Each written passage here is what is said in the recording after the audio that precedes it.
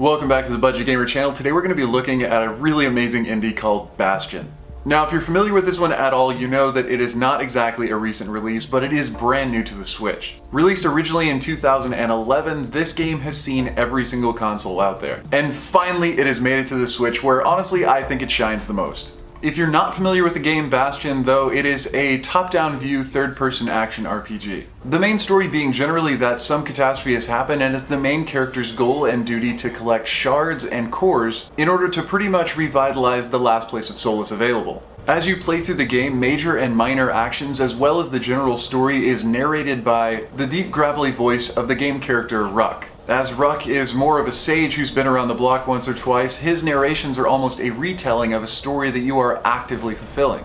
And as such, the narrations are actually done in real time, meaning that if you stop to destroy certain items, you may hear the narration talk about you raging out, or if you destroy every single monster along a path, it will also make note of that. And this feature of an active retelling of current past events as if they were a story that's already been told worked to create an almost comforting newness to the entire game experience. Within each game level, the main objective is always going to be to find a core or a shard to help you rebuild that central citadel. And along with the gravelly narration, you may uncover certain unique items, key skills, weapon upgrade parts, or even new characters. These new characters give you a new take on certain items or certain events that are playing out within the gameplay, and unique items or skills that you may have brought back with you aid you in modifying your weapons and other bonus skills. These buildings range from the distillery, which allows you to access certain passive bonuses, the armory, which allows you to swap between weapons, the forge, which allows you to upgrade and modify each of your individual weapons, a lost and found, which allows you to access new inventory or repair previously used or damaged goods, a memorial, which basically allows you to access unlockable achievements, and finally a temple, which allows you to turn up certain elements of game difficulty.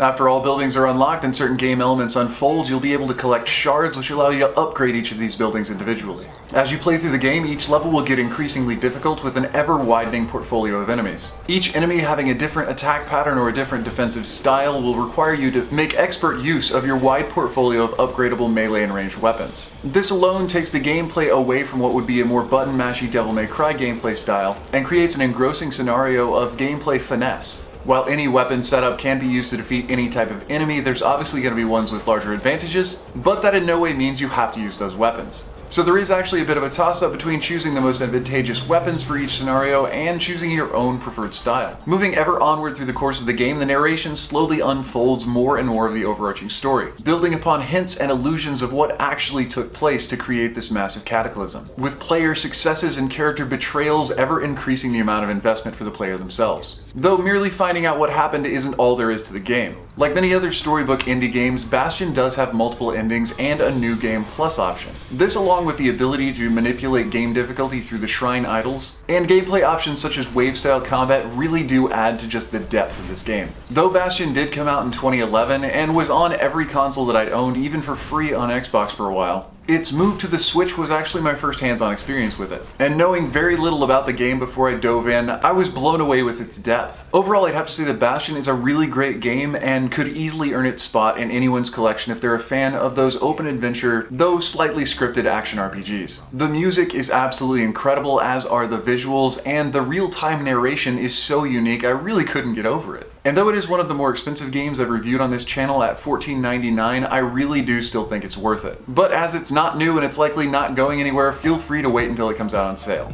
Anyway, that about wraps up the review of Bastion and its new release on the Switch eShop. If you enjoyed the review or found it helpful, feel free to throw me a like or a comment to show your support. And don't forget to click that little bell icon when you subscribe to stay updated with the latest content. These videos are coming out 2 to 3 times a week, so there's always going to be something new to find. And if you may happen to want to support the channel, please check out our Patreon page. But anyway, this has been Budget Gamer, so as always, thanks for watching.